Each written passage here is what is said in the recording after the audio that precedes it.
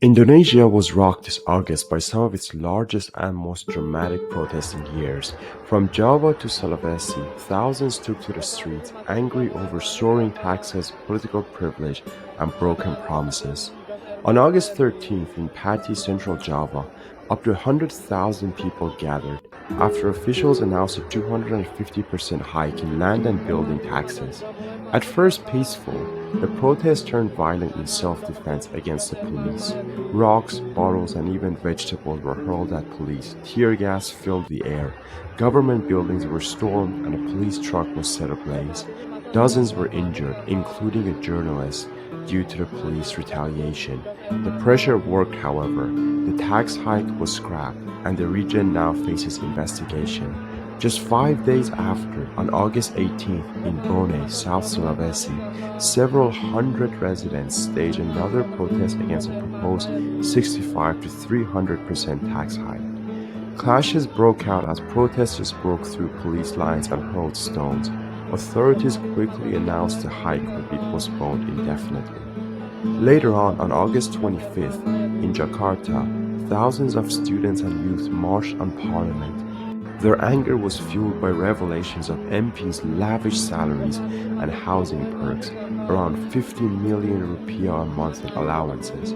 Protesters carried banners and pirate flags from the anime One Piece, a new symbol of resistance.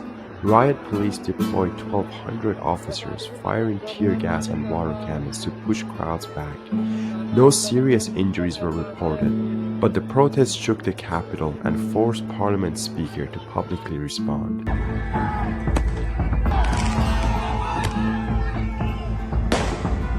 Across the country, smaller protests have also erupted. On August 14th, in Pekanbaru, Riau, hundreds of students demanded long-delayed scholarships and action on forest fires, choking the province. On August 19th, in Surabaya, about 300 students rallied at the provincial parliament, denouncing new laws and education cuts. In Makassar, on August 5th, students waved the One Piece flag to protest revisions to the Criminal Procedure Code. And in Bogor, on August 21st, a protest over hospital deaths and a worker's death spiraled into clashes at the city hall. The Indonesian government has imposed a 306 trillion rupiah in budget cuts, over 8% of the national budget.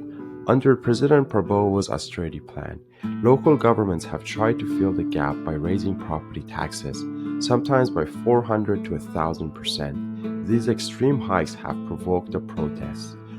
Although headline inflation remains relatively subdued at a forecast of 1.6% in 2025, down from 20.3% in the last year, ordinary Indonesians are feeling the squeeze.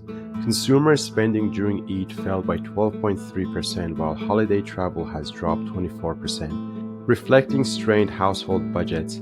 Meanwhile, structural pressures, manufacturing layoffs, weak demand, and youth underemployment are deepening inequality and fueling disillusionment, especially as political elites continue to enjoy hefty salaries and perks.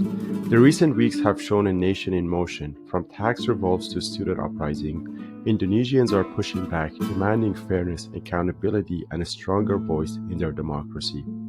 The battles may have been local, but together they paint a bigger picture, connected to other struggles around the world such as Kenya at the moment, a restless generation that refuses to stay silent. Like and subscribe for a longer version of this video coming out next week, explaining the socioeconomic background of the situation in Indonesia.